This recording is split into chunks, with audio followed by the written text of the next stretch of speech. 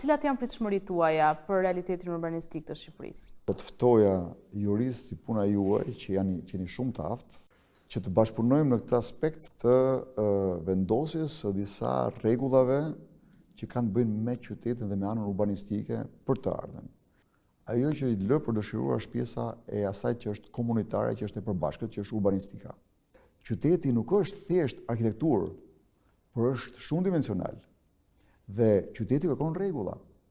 Dhe ne nuk mund të ngrejmë qytet sipas dëshirave të njërit apo tjetrit. Apo duke shkelur rregullat. Absolutisht, jo, kur s'ka rregulla fare, por normalisht që qyteti është politik bërje, absolutisht qyteti kërkon forca financiare, absolutisht që qytetin e ngren në këmbë ata që janë investitorët, ata absolutisht shohin pjesën e tyre të fitimit, por do duhen vendosur rregulla loje që të gjithë të dalin fituar. Edhe ai të fitojë, por të fitojë komuniteti dhe qyteti të bëhet i jetueshëm.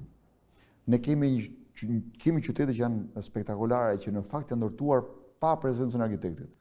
Janë ndërtuar pa rregulla të shkruara, por kanë pasur kode etike të ndërtimit dhe ne tashmë me arkitekt, me sasi të madhe arkitektësh edhe investitorësh, prodhojmë gjëra që janë jashtëzakonisht të këqija.